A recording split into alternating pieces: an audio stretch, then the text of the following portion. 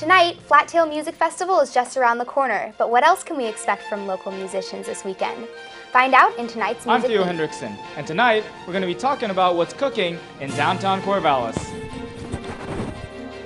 Finally, congratulations to the Beaver Baseball's Pac-12 Conference title champions. But what does this win mean for the future baseball games this season? We'll have that and more on tonight's Beaver News.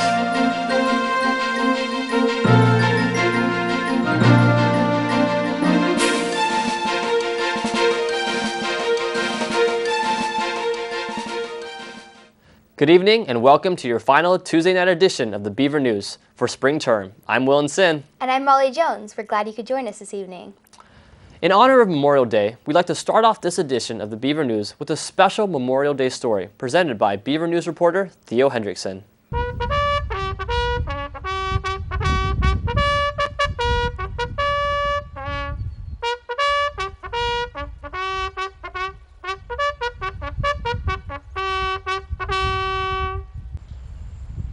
Remembering our fallen heroes, those who fought for the country they loved. It's not a day for picnics and camping out. It is a day, as I said, almost sacred. It means an opportunity to say thank you to those who have given their lives, offered up their services for their country. Coming from a long history of soldiers, Scott reminisces about his fondest memories. When I was about 5 years old, when my father went around distributing flowers on the graves. As far as I can remember, I have attended a ceremony at Memorial Day ever since I was a child.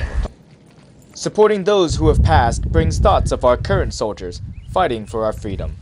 They always work so hard and so long. And it's not just the ones that fight, it's also the others that support those that are in the military. The sad part about it is I have very few peers now. The guidance for them comes from a higher authority, and I hope they keep the ideals that we have grown up with in our service. Today ends and tomorrow is a new day. These brave and valiant souls will be remembered till the end of time. This has been Theo Hendrickson with the Beaver News. If you are graduating this year, not only you will be celebrating your achievements, but you'll also get out of having an empty wallet. Next year, tuition for OSU is expected to raise 4.5%. On Friday, the State Board of Higher Education voted unanimously to increase tuition costs across Oregon's 7 public universities. Tuition increases are expected to be implemented as early as next year. Even with these general tuition increases, however, Oregon State University has vowed not to raise incidental student fees, and in fact has stated that these fees are expected to decrease. Willen, I know you're graduating this year, but what do you think about the tuition rise? Well, I don't have any personal input on the actual increases, but I know my parents are really happy that they're not paying for that next year. So. Yeah, I'm graduating too, and I can't say I'm sorry to be missing that. Exactly. Well, if it's broken, tomorrow's your last chance to fix it. Tomorrow from 5:30 to 7:30 p.m., the Student Sustainability Center will host their May Repair Fair.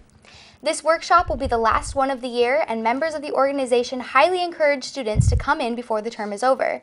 The Repair Fair consists of several student volunteers who will be on hand to help you fix your computers, appliances, jewelry, clothing, and much more. This month's repair demonstrations include do-it-yourself safe pest control for ants and flies, basic bike maintenance, and green spring cleaning. As always, the Repair Fair is hosted by Waste Watchers, a student-led collaboration between Campus Recycling and the Student Sustainability Initiative. Rock on! It's that time of the year again for MUPC's Battle of the Bands and Flattail Music Festival. This year, MUPC is pleased to present the Life, Liberty, and Pursuit of Music theme. On the weekend of May 31st to June 1st, Battle of the Bands and Flattail will present a whole array of artists and bands, with headliner Hoodie Allen on Saturday night. This year's winner of Battle of the Bands will get to open the show for Flattail and will share the stage with acts such as Rags and Ribbons, Mosley Waddy, and DJ View, and Soul. The Battle of Bands is not a ticketed event for students, but admittance to Flattail will cost you $5. OSU students are allowed to pick up free tickets in MU 103 now. Non-OSU students may purchase tickets for Battle of the Bands online. Bags and ID cards will be checked prior to entering the MU Quad. You'll probably want to act fast though. There's a limited number of spaces available. But there's more than just Flat Tail coming around the corner. Here to tell us what's going on with music news around KBVR, we have DJ Marissa Shadowplay Cellini to give us an update on what we can expect to hear and see around KBVR.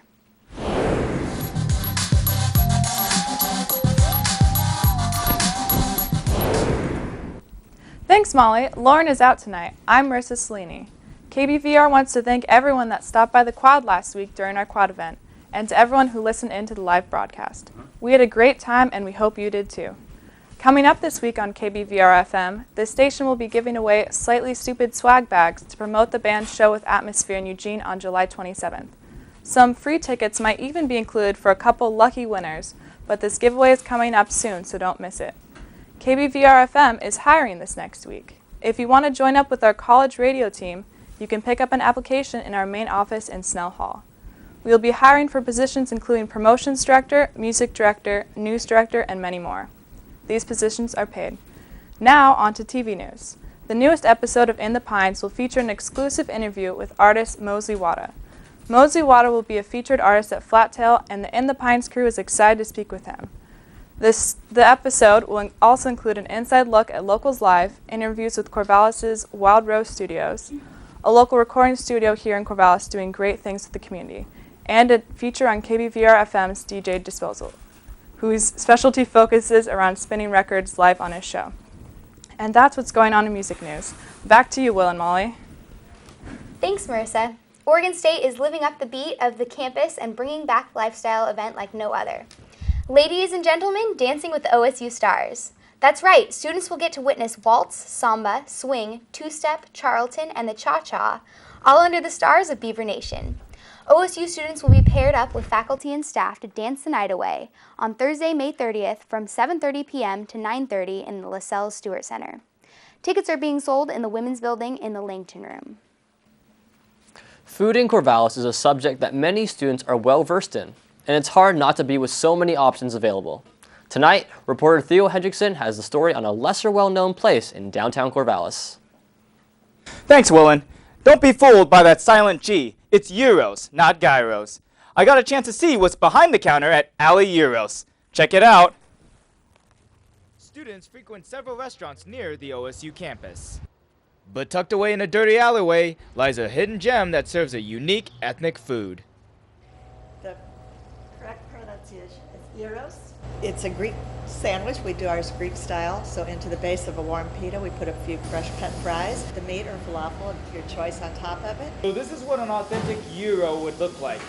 It comes with lamb, but it doesn't just come with lamb. It can come with this dressing over it called tzatziki dressing, which is made from yogurt and dillweed. Nearing their one-year anniversary, they have been serving satisfied customers from their humble location. Come in here pretty regularly. Well, I really like the food that they serve. Is really fresh and it's very tasty and yummy.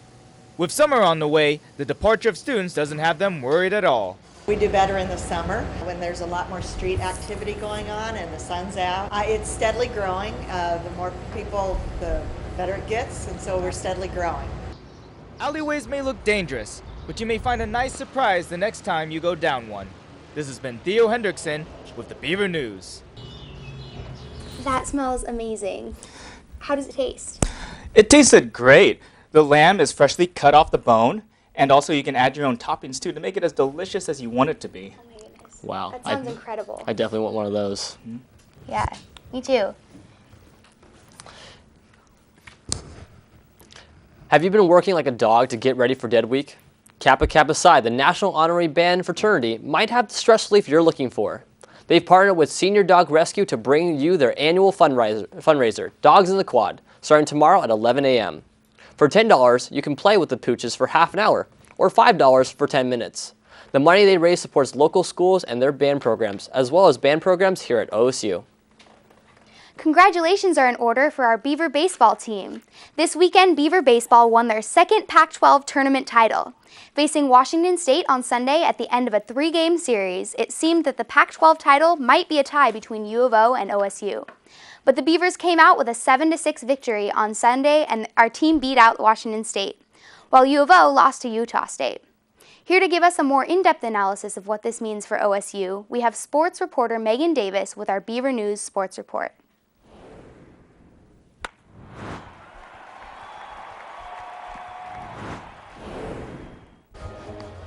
Thanks, Molly. Congratulations once again to our Beaver baseball team. Oregon State University has once again taken home the Pac-12 conference title, a feat that we haven't seen since 2006. But let's take a look at what happened this weekend. OSU had a rough start on Saturday with a loss against Washington State 10-9, but the Beavers pushed back hard, beating back the Cougars with a close win of 7-6 on Sunday. And to top things off, the Ducks collected a loss from their rival conference game against Utah, and as a result, OSU has been slated as the nation's number 3 seed in the NCAA tournament. The tournament is slated to begin next weekend with the Corvallis Regionals here at OSU's Goss Stadium. This is the second and highest ever seed placement for OSU, which comes as no surprise after having won 16 out of 18 games with only a single loss. OSU now jumps into the regional conference, which will feature a 4-team double elimination structure.